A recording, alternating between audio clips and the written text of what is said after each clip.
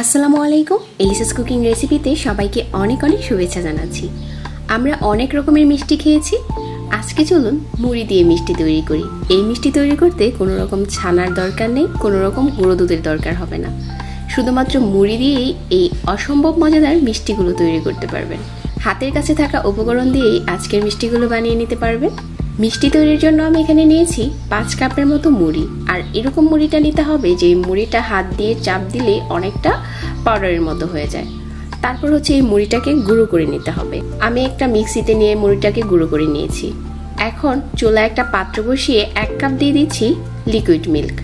তারপর চুলাটাকে জ্বালিয়ে জাল করতে হবে কিছুক্ষণ। যখন দুধটা ফুটতে শুরু করবে তখন হচ্ছে নেড়ে চেড়ে আমরা যে মুড়ির পাউডারটা তৈরি করেছিলাম ওইটা দিয়ে দেব। আর দেওয়ার পর সাথে সাথে নাড়তে হবে। নেড়ে এখানে আমি একটা ডোয়ের মতো বানিয়ে নেব। আর 1 কাপ মুড়ির পাউডারের জন্য আমি এখানে 1 কাপ নিয়েছি লিকুইড মিল্ক।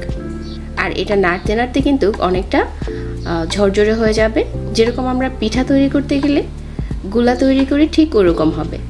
তো আমার এখানে একটা সফট ডো হয়ে গেছে।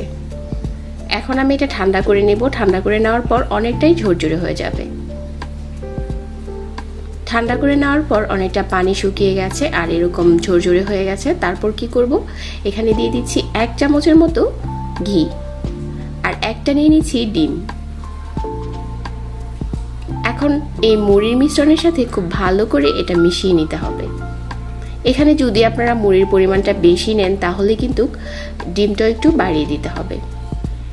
যখন মেশানো হয়ে যাবে তারপর হাতে একটু ঘি লাগিয়ে অল্প অল্প করে ডো নিয়ে বানিয়ে নিতে হবে। আমি একটা চমচমে শেপ দিয়ে দিচ্ছি। আজকে সবগুলো মুড়ির মিষ্টি আমি চমচমে শেপে তৈরি করে নিচ্ছি। সবগুলো মিষ্টি যখন বানানো হয়ে গেছে তারপর হচ্ছে আমরা চলে যাচ্ছি চুলাতে। চুলায় একটা পাত্র বসিয়ে প্রথমে দিয়ে দিচ্ছি 1.5 কাপ চিনি আর 2 কাপ দিয়ে দিচ্ছি পানি।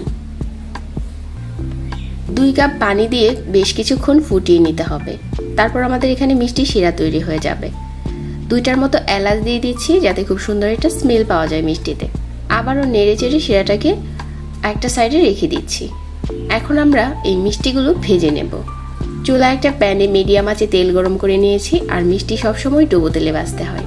তারপর সবগুলো মিষ্টি দিয়ে মিডিয়াম আঁচে ভেজে নিতে হবে। চুলার আঁচ বাড়িয়ে মিষ্টিগুলো ভাজা যাবে না, অল্প আঁচে ভেজে নিতে হবে।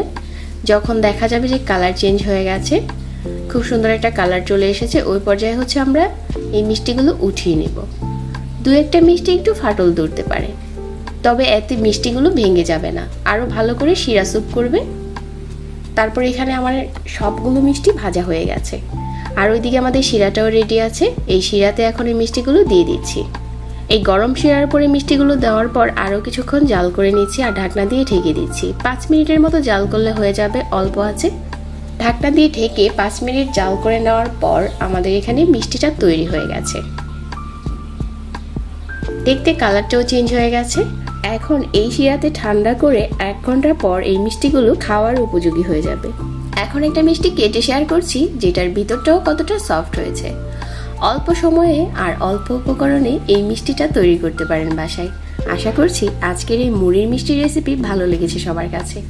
রেসিপি ভালো লাগলে লাইক, কমেন্ট, শেয়ার করতে ভুলবেন না। সবাই ভালো থাকবেন। আজকে বিদায় নিচ্ছি। আল্লাহ হাফেজ।